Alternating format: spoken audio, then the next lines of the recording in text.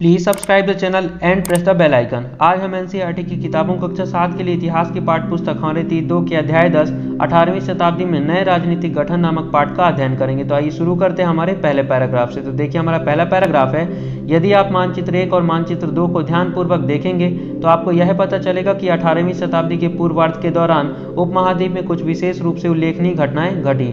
अब देखिए 18वीं शताब्दी के पूर्वार्ध से तात्पर्य आपके 1725 के आसपास के दशकों के बारे में जो भी घटनाएं घटी उसके बारे में बात की जाएगी। मोटे तौर पर मैं आपको बता दूं 1707 से लेकर 1761 के बीच में जो भी घटनाएं घटी उसके बारे में इस अध्याय में चर्चा की जाएगी। 1707 ही क्यों? क्योंकि 1707 में औरंगजेब की मृत्यु हुई थी। 1761 ही क्यों? 1761 इसलिए क्योंकि 1761 में पानीपत का युद्ध हुआ था मुगलों और मराठों के बीच में। अब देखिए आगे है, गौर कीजिए कि कई स्वतंत्र राज्यों के उदय से मुगल साम्राज्य की सीमाएं किस तरह से बदली। तो देखिए कौन कौन से राज्य उभरे थे। तो इस अध्याय में प्रमुख रूप से जाटों के बारे में, सिखों के बारे में और मराठा साम्राज्य के बारे में चर्चा की गई। इनका साम्राज्य उभर रहा था मुगलों के पतन के समय। अब देखिए आप यह भी देखेंगे कि 1765 तक एक अन्य शक्ति यानी ब्रिटिश सत्ता ने पूर्वी भारत के बड़े बड़े हिस्सों को सफलतापूर्वक हड़प लिया था। आइए मानचित्र 2 में देखते हैं कौन कौन से पूर्वी भारत को हड़पा था। तो देखिए आपके बिहार, पटना जिसकी राजधानी है, बंगाल, कलकत्ता, ठीक है, मुर्शिदाबाद, ढाका, इन सभी को हड़प लिया था यहाँ पे भी। ठीक है, अब आपको याद होगा ढाका जो है 16वीं शताब्दी में, ठीक है, 16वीं शताब्दी में मुगलों ने जब इस बंगाल पर कब्जा किया था, ठीक है, बंगाल पर जब मुगलों ने नियंत्रण प्राप्त किया था तो 16वीं शताब्दी में ढाका को उन्होंने अपनी राजधानी बनाई थी। किसे? ढाका नगर को 16वीं शताब्दी में मुगलों ने अपनी राजधानी बताई थी जब बंगाल को उन्होंने अपने कब्जे में लिया था। अब देखिए ये दोनों मानचित्र जो हैं हमें यह दर्शाते हैं कि 18वीं शताब्दी एक ऐसी अवधि थी जब भारत में राजनीतिक परिस्थितियां अपेक्षाकृत एक छोटे से समय अंतराल में बड़ी तेजी से अचानक बदलनी शुरू हो गई थी। ठीक है, इस अध्याय में हम 18वीं शताब्दी के पूर्वार्ध के दौरान उपमहाद्वीप में उत्पन्न हुए नई राजनीतिक शक्तियों के बारे में पढ़ेंगे। अब आपको पता चल गया ना मोटे तौर पर हम कहां से कहां तक पढ़ने वाले हैं, 1707 से लेकर के 1765 के बीच के बारे में। ठीक है, 1761 में आपका पानीपत का तटीय युद्ध हुआ था। आइए अब हम आगे बढ़ते हैं हमारे अगले पैराग्राफ पर। तो देखिए हमारा अगला पैराग्राफ है, मुगल साम्राज्य और परवर्ती मुगलों के लिए संकट की स्थिति। तो मुगल साम्राज्य के बारे में हमने अध्याय 4 में विस्तार से पढ़ रखा है। अगर आपने अध्याय 4 का वीडियो नहीं देखा है तो आपको आई बटन पर वीडियो की लिंक मिल जाएगी। अब देखिए परवर्ती मुगल शासकों से क्या तात्पर्य है। तो जब सन 1707 में औरंगजेब की मृत्यु हो गई उसके बाद जो भी आने वाले शासक हुए यानी औरंगजेब के जितने भी उत्तराधिकारी हुए उन्हें ही परवर्ती मुगल शासक कहा जाता है। अब देखिए अध्याय 4 में हमने यह पढ़ा था कि मुगल साम्राज्य अपनी सफलता की ऊंचाई पर किस प्रकार पहुंचा था और फिर 17वीं शताब्दी के अंतिम वर्षों में उसके सामने यानी मुगल साम्राज्य के सामने तरह तरह के संकट आ खड़े हुए। ये संकट क्यों आए? तो ऐसा अनेक कारणों से हुआ था। विभिन्न कारण कौन कौन से हैं? तो देखिए सबसे महत्वपूर्ण और सबसे पहला कारण दिया हुआ है, बादशाह औरंगजेब ने दक्कन में लंबी लड़ाई लड़ते हुए साम्राज्य के सैन्य और वित्तीय संसाधनों को बहुत अधिक मात्रा में खर्च कर दिया था। उसके बाद औरंगजेब के उत्तराधिकारियों के शासनकाल में साम्राज्य के प्रशासन की कार्यकुशलता समाप्त होने लगी। ऐसा क्यों हुआ? क्योंकि मनसबदारों के शक्तिशाली वर्गों को वश में रखना केंद्रीय सत्ता के लिए कठिन हो गया था। अब ये आपके मनसबदार कौन होते हैं? तो आपको पता है जैसे आपकी सिविल सर्विस होती है उसमें विभिन्न पद होते हैं, उसी प्रकार मनसबदारी में विभिन्न पद होते हैं जिसमें मनसबदारों को नियुक्त किया जाता है। अब देखिए सूबेदार के रूप में नियुक्त अभिजात अक्सर राजस्व और सैन्य प्रशासन दोनों कार्यालयों पर नियंत्रण रखते थे। अब देखिए सूबेदार से क्या तात्पर्य है? तो सूबेदार का मतलब होता है एक राजस्व कृषक। अब अभिजात क्या होता है? तो अभिजात के बारे में आपने अच्छे से अध्याय 4 में पढ़ रखा है। ठीक है, इससे मुगल साम्राज्य के विशाल क्षेत्रों पर उन्हें विस्तृत राजनीतिक, आर्थिक और सैन्य शक्तियां मिल गई। किन्हें? सूबेदारों को। जैसे जैसे सूबेदारों ने प्रांतों पर अपना नियंत्रण सुदृढ़ कर लिया, राजधानी में पहुंचने वाले राजस्व की मात्रा में भी कमी आती गई। राजस्व मतलब कर। एक तो औरंगजेब ने दक्कन की लंबी लड़ाई में वैसे ही इतना सारा धन खर्च कर दिया था, फिर जब सूबेदारों ने जब प्रांत में अपना नियंत्रण मजबूत कर लिया तो उन्होंने केंद्रीय सत्ता को भेजने वाले कर में भी कमी कर दी। उत्तरी तथा पश्चिमी भारत के अनेक हिस्सों में हुए जमींदारों और किसानों के विद्रोहों और कृषक आंदोलनों ने इन समस्याओं को और भी गंभीर बना दिया। कभी कभी ये विद्रोह बढ़ते करों के भार के विरुद्ध किए गए थे और कभी कभी ये शक्तिशाली सरदारों के द्वारा अपनी स्थिति को सुदृढ़ बनाने की कोशिशें थी। अतीत में भी विद्रोही समूहों ने मुगल सत्ता को चुनौती दी थी, परंतु अब ऐसे समूहों ने क्षेत्र के आर्थिक संसाधनों का प्रयोग अपनी स्थिति को मजबूत करने के लिए किया। जिस तरह से धीरे धीरे राजनीतिक व आर्थिक सत्ता प्रांतीय सूबेदारों, स्थानीय सरदारों व अन्य समूहों के हाथों में जा रही थी, औरंगजेब के उत्तराधिकारी इस बदलाव को रोक न सके। अब देखिए आगे क्या है कि इन आर्थिक राजनीतिक संकटों के बीच ईरान के शासक नादिर शाह ने 1739 में दिल्ली पर आक्रमण किया और संपूर्ण नगर को लूटकर वह बड़ी मात्रा में धन दौलत ले गया। अब देखिए 1739 में नादिर शाह ने भी बहुत उत्पाद मचाया और एक तो वैसे ही धन की कमी थी, उसने और लूटपाट की और धन दौलत खूब सारा ले गया। मैं आपको बता दूं कि जब सन 1739 में नादिर शाह ने दिल्ली पर हमला किया था, तब उसके पुत्र जवाहिर शाह के पास केवल 30,000 सैनिक थे। कितने सैनिक थे? केवल 30,000 सैनिक थे। इसने तो फिर जब नादिर शाह के पुत्र जवाहिर शाह के पास इतने कम सैनिक थे, तो उसे 20,000 सैनिक मराठाओं से और 15,000 सैनिक सिखों से मिल गए। यानी देखिए मुगल सत्ता के विरुद्ध जो अन्य लोग शासक थे, मराठा थे, सिख थे, वे भी इनका सपोर्ट करते थे, जो भी बाहर इनसे मुगल शासकों के ऊपर हमला करने आते थे।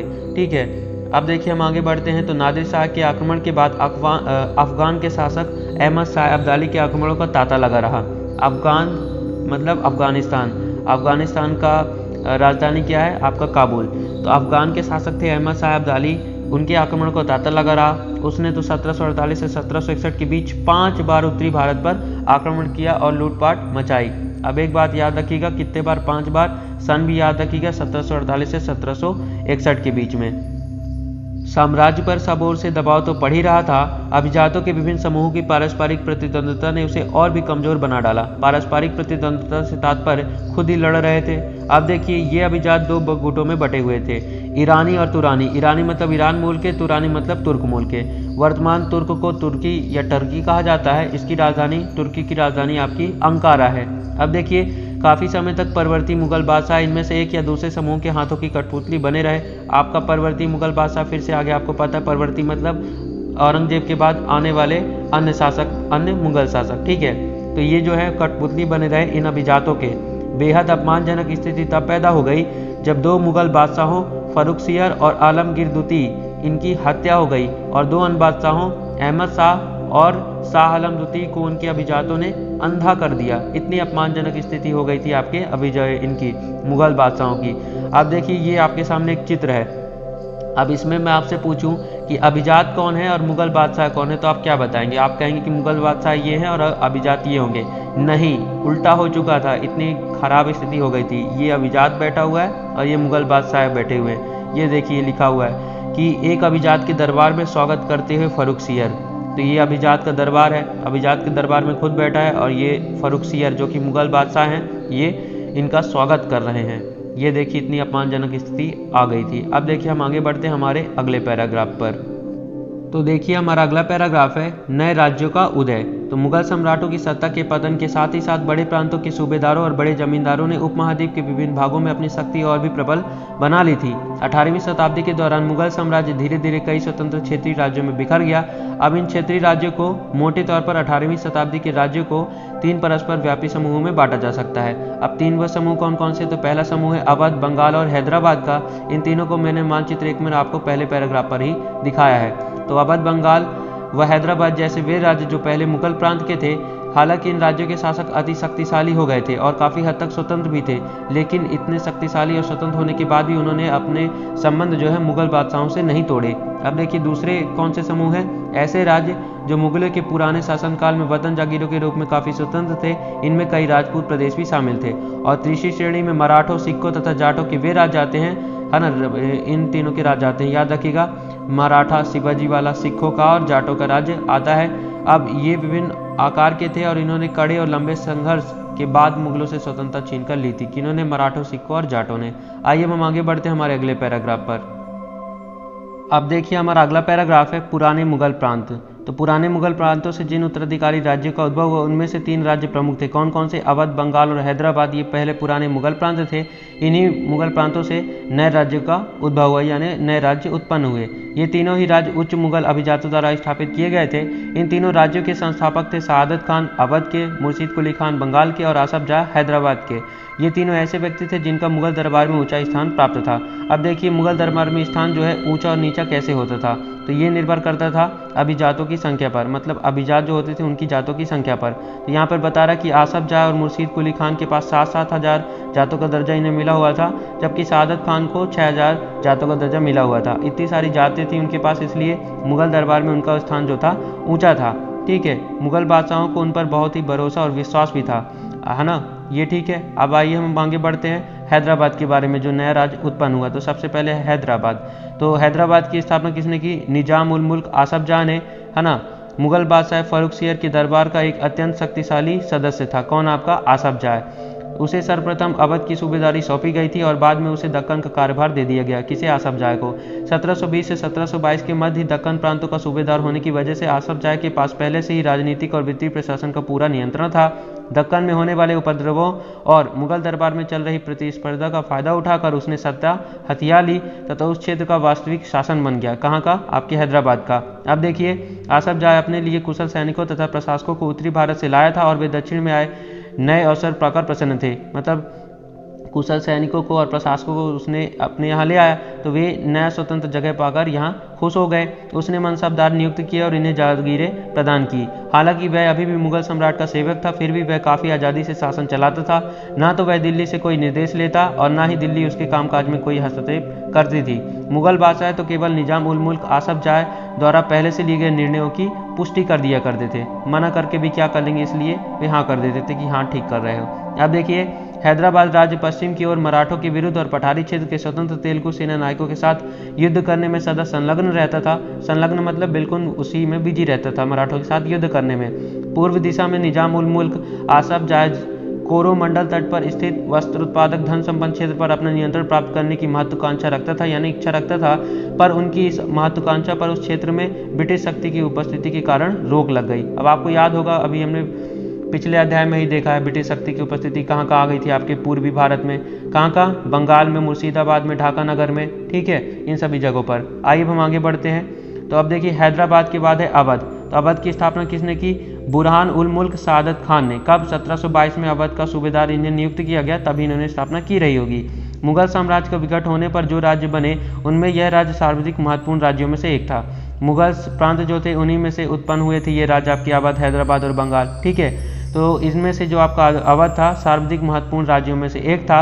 अवध एक समृद्धिशाली प्रदेश था जो गंगा नदी के उपजाऊ मैदान में फैला हुआ था और उत्तरी भारत तथा बंगाल के बीच व्यापार का मुख्य मार्ग उसी में से होकर गुजरता था। कहाँ में से? अवध से होकर ही यह व्यापार का मुख्य मार्ग होकर गुजरता था। अब देखिए बुरहान उल मुल्क ने भी अवध की सूबेदारी, दीवानी और फौजदारी एक साथ अपने हाथ में ले ली और सूबे के राजनीतिक, वित्तीय और सैनिक मामलों का एकमात्र कर्ता बन गया। मतलब वही शासन चलाने लगा। अब देखिए यही है आपका बुरहान उल मुल्क। इसे आप चित्र में जी भर के देख सकते हैं, यही है आपका बुरहान उल मुल्क। अब देखिए आपके सामने एक क्वेश्चन है। क्या क्वेश्चन है कि अपने राज्य को सुदृढ़ करने की कोशिशों में मुगल सूबेदार दीवान के कार्यालय पर भी क्यों नियंत्रण जमाना चाहते थे? अभी आपने पढ़ा कि इन्होंने सभी जगहों पर अपना नियंत्रण स्थापित कर लिया। कहाँ? दीवानी और फौजदारी सभी में। तो ऐसा क्यों किया इसने? तो देखिए क्योंकि दीवान ही राज्य के विभिन्न क्षेत्रों से कर वसूलता था। दीवान जो होता था राज्य के विभिन्न क्षेत्रों से कर वसूलता था। राज्य की आय का मुख्य स्रोत भी राजस्व व्यवस्था ही था। राजस्व मतलब कर व्यवस्था। इसलिए मुगल सूबेदार अपने राज्य को सुदृढ़ करने के लिए यानी मजबूत करने के लिए दीवान के कार्यालय पर भी नियंत्रण करते थे। बुरहान उल मुल्क ने अवध क्षेत्र में मुगल प्रभाव को कम करने की कोशिशों के चलते मुगलों द्वारा नियुक्त अधिकारियों की संख्या में कटौती कर दी। उसने जागीरों के आकार में भी कटौती की और एक स्थानों पर अपने निष्ठावान सेवकों को नियुक्त कर दिया। धोखाधड़ी को रोकने के लिए, धोखाधड़ी यानी भ्रष्टाचार को रोकने के लिए जागीर अधिकारियों के खातों व लेखों की जाँच की गई और नवाब के दरबार द्वारा नियुक्त अधिकारियों द्वारा सभी जिलों के राजस्व का फिर से निर्धारण किया गया। उसने अनेक राजपूत जमींदारियों और रुहेलखंड के अफगानों की उपजाऊ कृषि भूमियों को अपने राज्य में मिला लिया। राज्य ऋण प्राप्त करने के लिए स्थानीय सेठ, साहूकारों और महाजनों पर निर्भर रहता था। राज्य राजस्व का ठेका सबसे ऊंची बोली लगाने वाले इजारेदारों को देता था। इजारेदार मतलब राजस्व कसरत। राजस्व मतलब कर, कृषक मतलब आपके किसान। इजारेदार राज्य को एक निश्चित रकम के भुगतान का वचन देते थे। स्थानीय साहूकार राज्य को ठेके की इस रकम के भुगतान की गारंटी देते थे। दूसरी ओर इजारेदारों को कर का मूल्यांकन करने और उसे एकत्र करने की खासी छूट दे दी गई थी। इन परिवर्तनों के फलस्वरूप साहूकार और महाजनों जैसे कई नए राजनीतिक समूह राज्य की राजस्व प्रणाली के संबंध को प्रभावित करने लगे। पहले ऐसे कभी नहीं हुआ था। अब देखिए, अब हम पढ़ेंगे बंगाल के बारे में। तो बंगाल, मुर्शीद कुली खान के नेतृत्व में बंगाल धीरे धीरे मुगल नियंत्रण से अलग हो गया। मुर्शीद कुली खान बंगाल के नायब थे, यानी कि प्रांत के सूबेदार के प्रतिनियुक्त थे। प्रतिनियुक्त मतलब उनके स्थान पर काम कर रहे थे। यद्यपि मुर्शीद कुली खान औपचारिक रूप से सूबेदार कभी नहीं बना, लेकिन बहुत जल्द सूबेदार के पद से जुड़ी हुई सारी सत्ता उसने अपने हाथों में ले ली। हैदराबाद और अवध के शासकों की तरह उसने भी राजस्व प्रशासन पर अपना नियंत्रण जमा लिया। बंगाल में मुगल प्रभाव को कम करने के लिए उसने बंगाल के राजस्व का बड़े पैमाने पर पुनर्निर्धारण करने का आदेश दिया। सभी जमींदारों से बड़ी कठोरता से राजस्व नकद वसूल किया जाता था। परिणाम स्वरूप बहुत से जमींदारों को महाजनों तथा साहूकारों से उधार लेना पड़ता था। जो लोग राजस्व का भुगतान नहीं कर पाते थे, उन्हें मजबूरी में अपनी जमीनें जमींदारों को बेचनी पड़ जाती थी। अब देखिए, इस प्रकार 18वीं शताब्दी में बंगाल के एक क्षेत्रीय राज्य बन जाने से जमींदारों में काफ़ी बदलाव आया। राज्य और साहूकारों के बीच हैदराबाद तथा अवध में जो घनिष्ठ संबंध था, वह अलीवर्दी खान के शासनकाल में बंगाल में भी स्पष्ट दिखाई दिया। उसके शासनकाल में जगत सेठ का साहूकार घराना अत्यंत समृद्धिशाली हो गया। ये देख सकते हैं आप, किसका? अलवर्दी खान का दरबार है ये आपका। किसका? अलवर्दी खान का। आइए हम आगे बढ़ते हैं। यदि हम इन राज्यों के अभिलक्षणों पर विहंगम दृष्टि डालें तो हमें उनके कुछ समान विशेषताएं देखने को मिलेंगी। पहली विशेषता है, यद्यपि बड़े राज्य पुराने मुगल अभिजातों द्वारा स्थापित किए गए थे, ये अभिजात कुछ प्रशासनिक व्यवस्थाओं के प्रति संदेहास्पद थे जो उन्हें उत्तराधिकार में मिले थे। विशेषता, वे जागीरदारी व्यवस्था को अत्यंत संदेह की दृष्टि से देखा करते थे। दूसरा, उनके कर प्राप्त करने के तरीके मुगलों से भिन्न थे। कर संग्रह के लिए राज्य के अधिकारियों पर निर्भर न रहकर तीनों राज्यों हैदराबाद, अवध और बंगाल ने राजस्व वसूली के लिए इजारेदारों के साथ ठेके किए। इजारेदार मतलब आपके कृषक जो होते थे, वहाँ के राजस्व कृषक। इजारेदारी की प्रथा जो मुगलों द्वारा पूर्णतः नापसंद की गई थी, 18वीं शताब्दी में समस्त भारत में फैल गई थी। तथापि देहात की उसके प्रभाव में क्षेत्रीय विभिन्नताएं थी। इन सभी क्षेत्रीय राज्यों में तीसरा समान लक्षण यह था कि उनमें राज्य और धनी महाजनों तथा वणिक जनों के बीच संबंध उभरने लगे। ये साहूकार महाजन लोग लगान वसूल करने वाले इजारेदारों को पैसा उधार देते थे, बदले में प्रतिभूमि, जमानत या बंधक के रूप में जमीन रख लिया करते थे और उनकी जोतों से अपने खुद के कारिंदों के जरिए कर वसूल किया करते थे, है ना, उनके जो भी सेवक रहते थे। इस प्रकार समस्त भारत में धनाढ़ साहूकारों और महाजनों की इस नई राजनीतिक व्यवस्था में साझेदारी बढ़ रही थी। धनाढ़ मतलब जिनके पास खूब धन होता था। आइए अब हम आगे बढ़ते हैं हमारे अगले पैराग्राफ पर। अब देखिए, हमारा अगला पैराग्राफ है राजपूतों की वतन जागीरी। तो बहुत से राजपूत घराने, विशेष रूप से अंबर और जोधपुर के राजघराने, मुगल व्यवस्था में विशेषता के साथ सेवारत रहे थे। बदले में उन्हें अपनी वतन जागीरों पर पर्याप्त स्वायत्तता का आनंद लेने की अनुमति मिली हुई थी। अब 18वीं शताब्दी में इन शासकों ने अपने आसपास के इलाकों पर अपने नियंत्रण का विस्तार करने के लिए अपने हाथ पांव मारने शुरू कर दिए। जोधपुर के राजा अजीत सिंह ने भी मुगल दरबार की गुटी राजनीति में अपने पैर फंसा दिए। इन प्रभावशाली राजपूत घरानों ने गुजरात और मालवा के लाभदायक सूबों की सूबेदारी का दावा किया। जोधपुर के राजा अजीत सिंह को गुजरात की सूबेदारी और अंबर के राजा जय सिंह को मालवा की सूबेदारी मिल गई। बादशाह जहांगीर शाह ने 1713 में इन राजाओं के इन पदों का नवीकरण कर दिया। ये जो बादशाह जहांगीर शाह हैं, ये मुगल शासक थे। उन्होंने अपने वतनों के पास पड़ोस के शाही इलाकों के कुछ हिस्सों पर कब्जा करने की कोशिशें भी की। किसने? अंबर के और जोधपुर के राजाओं ने। ठीक है, जोधपुर राजघराने ने नागौर को जीत लिया और अपने राज्य में मिला लिया। दूसरी ओर अंबर ने भी बूंदी के बड़े बड़े हिस्सों पर अपना कब्जा कर लिया। जो अंबर और जोधपुर के राजा थे, उन्हें अपने हाथ पांव फैलाने का कुछ तो फल मिला। सवाई राजा जयसिंह ने जयपुर में अपनी नई राजधानी स्थापित की और उसे 1722 में आगरा की सूबेदारी दे दी गई। अब देखिए, एक और ऐसे राजा थे जिन्होंने मुगलों की सत्ता स्वीकार नहीं की। अब देखिए, कई राजपूत शासकों ने, जैसे आपके अंबर और जोधपुर के शासक थे, है ना, इन्होंने मुगलों का अधिराजत्व स्वीकार कर लिया। लेकिन मेवाड़ एकमात्र ऐसा राजपूत राज्य था जिसने मुगल सत्ता को चुनौती दी। राणा प्रताप 1572 में उदयपुर तथा मेवाड़ के बड़े क्षेत्र पर नियंत्रण के साथ मेवाड़ की राजगद्दी पर आसीन हुए, यानी बैठे। राणा के पास मुगल अधिराजत्व को स्वीकार करने के लिए कई दूतों को भेजा गया, लेकिन वे अपने निर्णय पर अडिग रहे। उन्होंने कहा, मैं मुगल सत्ता को स्वीकार नहीं करूंगा। अब देखिए, 1740 के दशक से राजस्थान में मराठों के अभियानों ने इन रजवाड़ों पर भारी दबाव डालना शुरू कर दिया, जिससे उनका अपना विस्तार रुक गया। किनका विस्तार? आपके अंबर और जोधपुर के शासकों का विस्तार रुक गया। अब देखिए, कई राजपूत सरदारों ने पहाड़ियों की चोटियों पर किले बनवाए जो सत्ता के केंद्र बने। व्यापक किलेबंदी के साथ इन भव्य संरचनाओं में नगर, महल, मंदिर, व्यापारिक केंद्र, जल संग्रहण है ना। ये जो है आपका ये जो किला आप देख रहे हैं ये चित्तौड़गढ़ का किला है जो कि राजस्थान में है, आपको पता है। ठीक है, जल संग्रहण संरचना अन्य इमारतें होती थी कहाँ, राजपूत सरदारों ने पहाड़ियों की चोटी पर जो किले बनवाए थे, जैसे ये पहाड़ की चोटी वहाँ पर।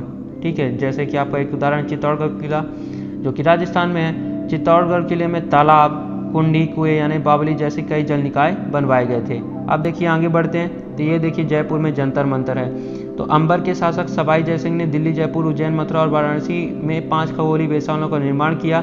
जंतर मंतर के नाम से विख्यात इन वेधशालाओं में खगोलीय पिंडों के अध्ययन हेतु उपकरण है। ये देखिए आपका ये जंतर मंतर है जो कि एक वेधशाला है। ठीक है, अब ये कहाँ का चित्र है, ये देखिए ये आपका है मेहरानगढ़ किला है जो कि वर्तमान जोधपुर में है। आप देख सकते हैं कहाँ का है, जोधपुर मेहरानगढ़ का किला। अब देखिए हमारे सामने अगला पैराग्राफ है आज़ादी हासिल करना। तो देखिए अब सिखों ने कैसे आज़ादी हासिल की उसके बारे में हम पढ़ेंगे। तो अध्याय 8 में आपने पढ़ा कि 17वीं शताब्दी के दौरान सिख एक राजनीतिक समुदाय के रूप में संगठित हो गए। इससे पंजाब के क्षेत्रीय राज्य निर्माण को बढ़ावा मिला। गुरु गोविंद सिंह ने 1699 में खालसा पंथ की स्थापना से पूर्व और उसके पश्चात राजपूत और मुगल शासकों के खिलाफ कई लड़ाइयाँ लड़ी। 1708 में गुरु गोविंद सिंह की मृत्यु के बाद बंदा बहादुर के नेतृत्व में खालसा ने मुगल सत्ता के खिलाफ विद्रोह किए। उन्होंने बाबा गुरु नानक और गुरु गोविंद सिंह के नामों वाले सिक्के गढ़कर अपने शासन को सार्वभौम बताया। सतलुज और यमुना नदियों के बीच क्षेत्र में उन्होंने अपने प्रशासन की स्थापना की।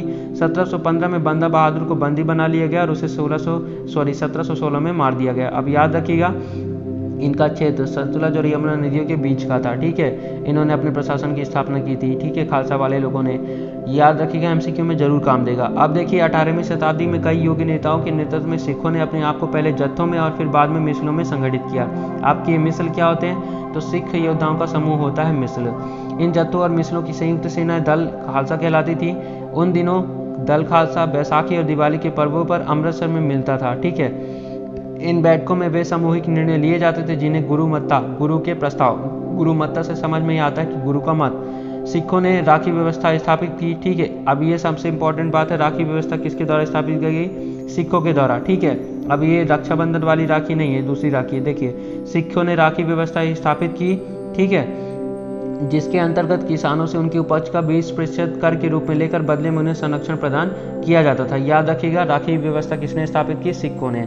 इसमें 20% कर के रूप में किसानों से लिया जाता था और बदले में उन्हें संरक्षण प्रदान किया जाता था।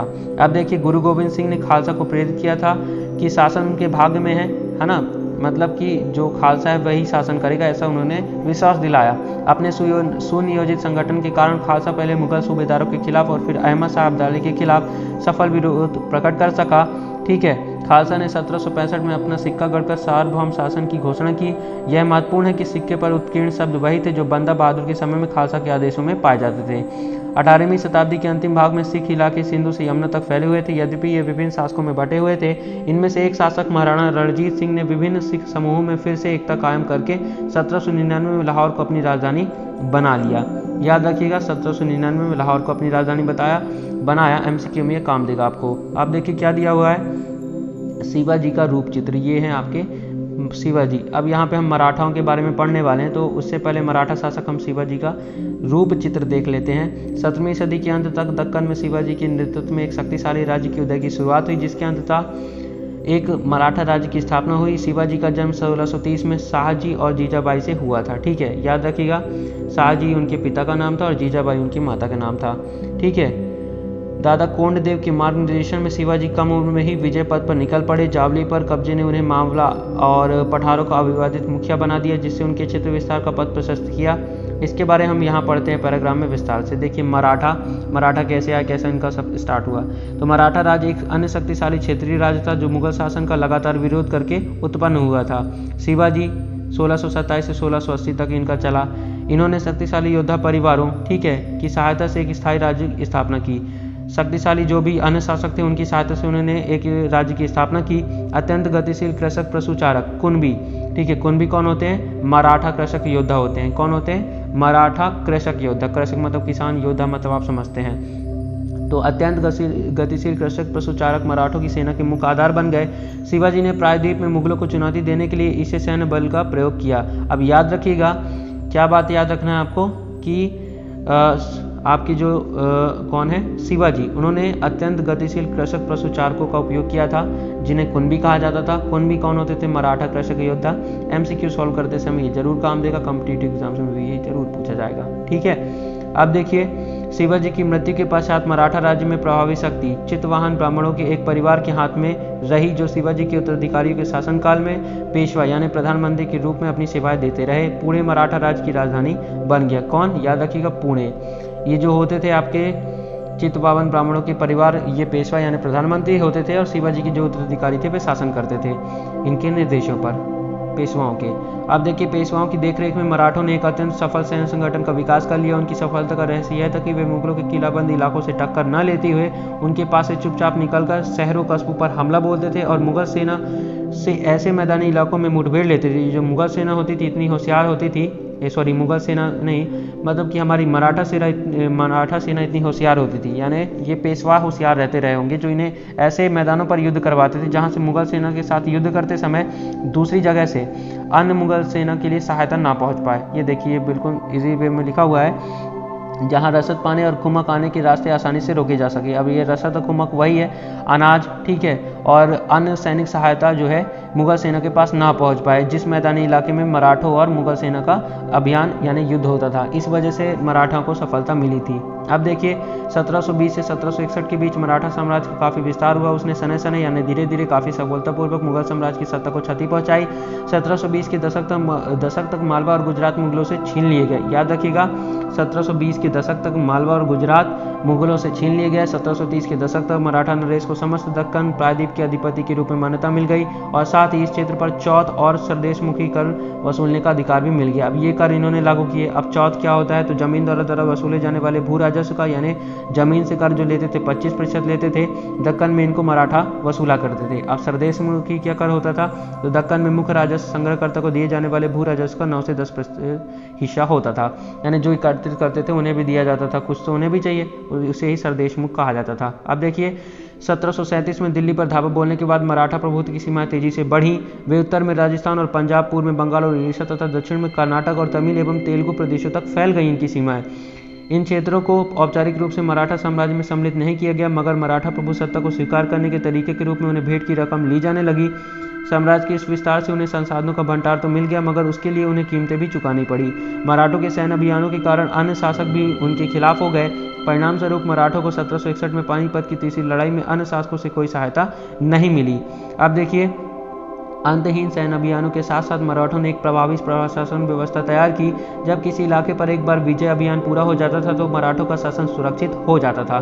तो वहां स्थानीय परिस्थितियों को ध्यान में रखते हुए धीरे धीरे भू राजस्व की मांग की गई, कृषि को प्रोत्साहित किया गया और व्यापार को पुनर्जीवित किया गया। इससे सिंधिया, गायकवाड़ और भोसले जैसे मराठा सरदारों को शक्तिशाली सेनाएं खड़ी करने के लिए संसाधन मिल सके।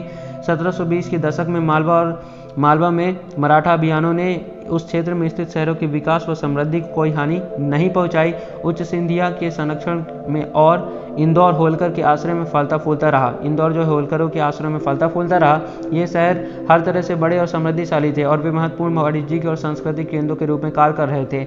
मराठों द्वारा नियंत्रित इलाके में व्यापार के नए मार्ग खुले। चंदेरी के क्षेत्र में उत्पादित रेशमी वस्त्रों और मराठों की राजधानी पुणे में नया बाजार मिला। अब देखिए, ये जो है आपके मराठा शासक, ठीक है, इनके राज्य में इन्हें नया बाजार मिला, इनका विकास और हुआ, ना कि ये गर्त में गए थे इनके शासन आने पर, तो इनका डेवलप ही हुआ था। MCQ सॉल्व करते समय ये छोटी छोटी बातें पूछी जाएंगी जरूर, आप इन्हें ध्यान से, अगर सुना है तो ठीक है, नहीं सुना है तो आप फिर से जाके देख सकते हैं वीडियो को अच्छे से। बुरहानपुर पहले आगरा और सूरत के बीच की धुरी पर ही अपने व्यापार में संलग्न था, लेकिन अब उसने अपने वाणिज्यिक भीतरी क्षेत्र को बढ़ाकर दक्षिण में पुणे और नागपुर को तथा पूर्व में लखनऊ तथा इलाहाबाद को शामिल कर लिया था। अब देखिए आगे है, अब आगे क्या है हमारा जाटों के बारे में हम पढ़ेंगे। जब हमने अध्याय शुरू किया था तभी हमने मानचित्र में जाटों को देखा था, यहाँ कहीं पे थे, ठीक है, कहाँ पे? आपके उत्तर भारत में। अब देखिए, अन्य राज्यों की तरह जाटों ने भी 17वीं और 18वीं शताब्दियों में अपनी सत्ता सुदृढ़ की। अपने नेता चूड़ामन के नेतृत्व में उन्होंने दिल्ली के पश्चिम में स्थित क्षेत्रों पर अपना नियंत्रण कर लिया था। अब देखिए, जाटों के सबसे प्रमुख कौन थे? चूड़ामन, याद रखिएगा, ठीक है। अब देखिए, 1680 के दशक तक आते आते उनका प्रभुत्व दिल्ली और आगरा के दो शाही शहरों के बीच के क्षेत्र पर होना शुरू हो गया। वस्तुतः कुछ अरसे के लिए वे आगरा शहर के अभिरक्षक भी बन ही गए। अब याद रखिए, जैसे मराठाओं में आपने शिवाजी को अच्छे से याद किया, इसी तरह जाटों में आप चूड़ामन को याद कर लीजिए। अब देखिए, जाटों की शक्ति सूरजमल के समय पराकाष्ठा पर पहुंची, यानी उच्च पर पहुंची, मतलब शीर्ष पर। जिन्होंने 1756 से 1763 के दौरान भरतपुर जाट राज्य को संगठित किया। सूरजमल के राजनीतिक संगठन में जो क्षेत्र शामिल थे उसमें आधुनिक पूर्वी राजस्थान, दक्षिणी हरियाणा, पश्चिमी उत्तर प्रदेश और दिल्ली शामिल थे। सूरजमल ने कई किले और महल बनवाए, जिनमें भरतपुर का प्रसिद्ध लोहागढ़ का किला इस क्षेत्र में बने सबसे मजबूत किलों में से एक था। अब देखिए, जाट समृद्ध कृषक थे, उनके प्रभुत्व क्षेत्र में पानीपत तथा बल्लभगढ़ जैसे शहर महत्वपूर्ण व्यापारिक केंद्र बन गए। सूरजमल के राज में भरतपुर शक्तिशाली राज्य के रूप में उभरा। 1739 में जब नादिर शाह ने दिल्ली पर हमला बोलकर उसे लूटा तो दिल्ली के कई प्रतिष्ठित व्यक्तियों ने भरतपुर में शरण ली। नादिर शाह के पुत्र जवाहिर शाह के पास 30,000 सैनिक थे। उसने 20,000 सैनिक मराठाओं से लिए, 15,000 सैनिक सिखों से लिए और इन सब के बलबूते वह मुगलों से लड़ा। अभी हमने इसके बारे में चर्चा की थी, पिछले पैराग्राफ में मैंने इसको बारे में आपको बताया था।